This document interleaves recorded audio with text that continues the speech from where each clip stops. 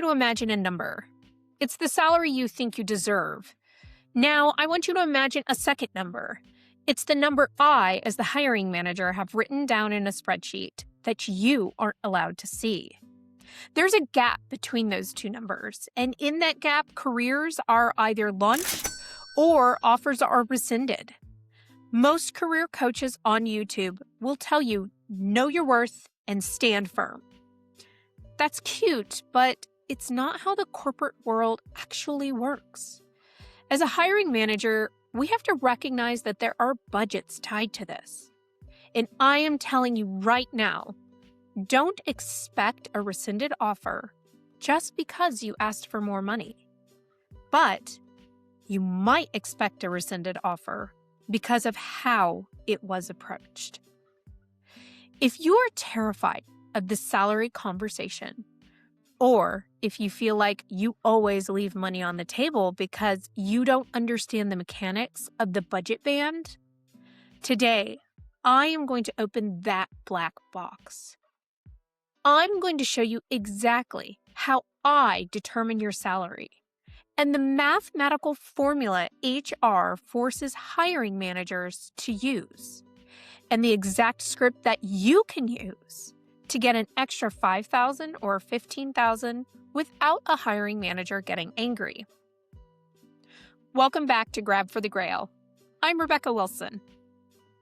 If you're new here, we don't do fluff. We talk about the actual strategy of building a career from the perspective of someone who actually does the hiring. Today is the episode about money. And before we get into the scripts, you have to understand who your opponent is. Your opponent isn't me, the hiring manager. I actually want to pay you well. If I pay you well, you're happy, you work hard, and you make the company look good, which ultimately helps me. Your opponent is internal equity. Here is the hot information that HR doesn't tell you. Every job has a salary band. Let's say the role is senior project manager. The posting might say the range is $100,000 to $140,000 a year. You see that $140,000 and think, if I can crush the interview, I can get that $140,000. This is wrong. Here's the reality of that band. The minimum, $100,000, this is for someone who barely meets the requirements. This is rarely offered, and it could be considered almost insulting. The midpoint, $120K. This is the actual target. This is what the finance department has budgeted for this role. This is where 90% of the offers land. The maximum, $140K. This is the ceiling, and rarely is this where an offer lands. You might think this is a lie. It's not a lie, but it is a trap. If I hire you at the very top of the band at that $140K, I have a massive problem. I can't give you a raise next year. You are redlined. You are capped out until you get a promotion, which could take 2 years or more. As a manager, I am incentivized not to offer you the max because I need room to give you a 3% raise next year so that you don't quit. So when you negotiate, you aren't fighting for the top of the band. You are fighting for the sweet spot, usually somewhere between the midpoint and the 75 percentile. Now that you know the math, let's talk about timing. Most people mess up on this one in 2 ways. They negotiate too early, all the way at the screening call, or they negotiate too late, after they've signed. You need to visualize the leverage curve. In the first interview, you have 0 leverage. You're just a resume on a pile. If you ask for too much money now, it's really easy to just hit archive. Your leverage peaks at exactly one moment, the verbal offer. This is when I, as a hiring manager, have finished the interviews. I have argued with my team. I have decided you are the one. I have mentally already hired you, and I'm tired of interviewing. I just want this to be over. This is when you have the power. If the recruiter calls you and says, "We'd like to offer you the position at $115,000, don't say yes immediately, and definitely don't say no. Say, "Wow, I am so excited. I really want to join the team. Can you send over the full details in writing so I can review the whole package?" You need to get off the phone. You cannot negotiate effectively when you are emotional. Get the offer in writing. See the benefits. See the bonus structure. Then you prepare your counter. Okay, you have the email. The offer is $115,000 and you want $125,000. How do you ask without looking greedy? You use the we frame. Most candidates use the me frame. I need more money because I have a mortgage, or I know my worth. If I'm honest, I don't care about your mortgage. It sounds harsh, but it's true. I care about the business. The we frame sounds like this. I am incredibly excited to join the team. I've gone through the offer, and honestly, everything looks great.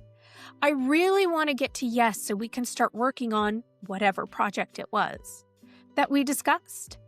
The only thing holding me back is the base salary.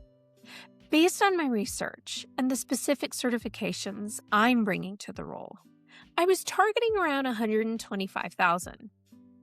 If we can get to that number, I'm ready to sign today. Now, let's break down why that works. I want to get to yes. You are signaling that you are an ally, not an enemy. You aren't fighting me. You're trying to solve a problem with me, so we can start working on Project X. You're reminding me of the value I get if I hire you. Ready to sign today. This is the magic phrase. A hiring manager's favorite thing is certainty. If I know that an extra $10,000 guarantees the deal is done today, I will fight HR to get it for you. Now, sometimes I literally cannot give you more money.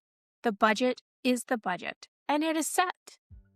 If I come back and say, "I'm sorry, but $115K is our best and final," do you walk away? Not necessarily.